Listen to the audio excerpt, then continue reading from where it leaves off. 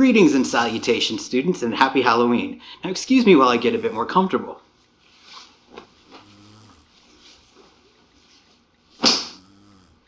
Welcome to another artist-proof cube reveal. Who here is ready? I understand the fabric of the multiverse. Then explain why your paper on that very subject was a day late.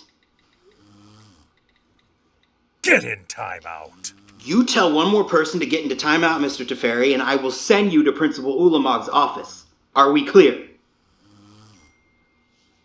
Great.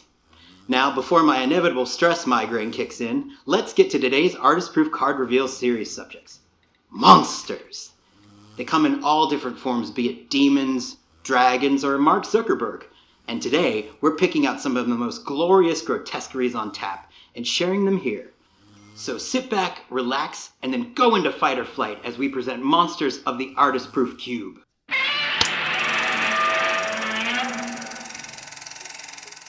We start with Louis Lashido's Traxos Scourge of Krug.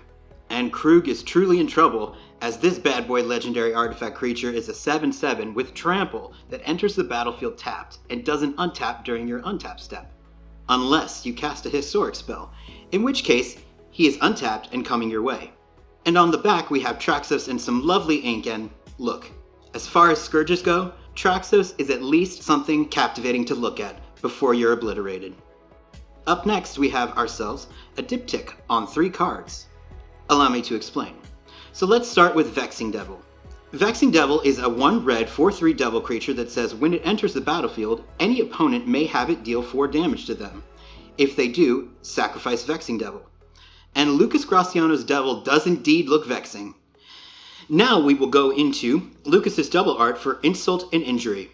On Insult for 2 and a red sorcery, damage can't be prevented this turn. If a source you control would deal damage this turn, it deals double that damage instead. On Injury, you can pay the same for an Aftermath sorcery that deals 2 damage to target creature and 2 damage to target player. And what do you get when you flip these cards over? A Vexing Devil skull that is truly metal. Or whatever the equivalent word young people are using today. I stopped paying attention to slang in the 1800s. Let me know what's hip in the comments. Monsters like Traxos and Vexing Devil are ones you see coming for you. But what about the ones who lurk in the shadows, or, more aptly, the other side of the artist proofs? Let's start with Chuck Lucas's Thoughtseize. You may have seen this card once or twice on Arena. A sorcery for 1 black, target player reveals their hand. You choose a non-land card from it, that player discards that card. You lose 2 life. Now while the fairy in Chuck's piece is as freaky as it's not quite monster material.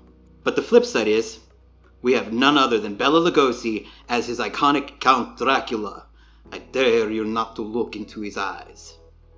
Now, let's move on to Alan Pollock's Rejuvenation Chamber and Mike Sass's Boros Signet. The chamber is a 3 colorless artifact with fading 2, which means this artifact enters the battlefield with 2 fade counters on it. At the beginning of your upkeep, remove a fade counter from it. If you can't, sacrifice it, and it taps for 2 life. The Signet is a 2 colorless artifact that has pay 1 colorless to tap for red and white. No monsters here, right? Wrong! Beware the nightmares that lurk behind these 2 unassuming artifacts. This gruesome twosome are monsters that will send chills down anyone who remembers them when they were in full power. One of them was the king of pop. The other one thought he was the king. Oh my god, look at them. Oh my god, it's too horrible. Turn the lights back on. Turn the lights back on! Is everyone okay? I'm sorry. I went a little too dark with those last 2. Oh no, Ugin's having a panic attack. Where's his Xanax? Someone hold him down while I dose him. 1 second. Don't worry, Ugin. I'm coming for you. Here comes the ghost fire. Happy Halloween.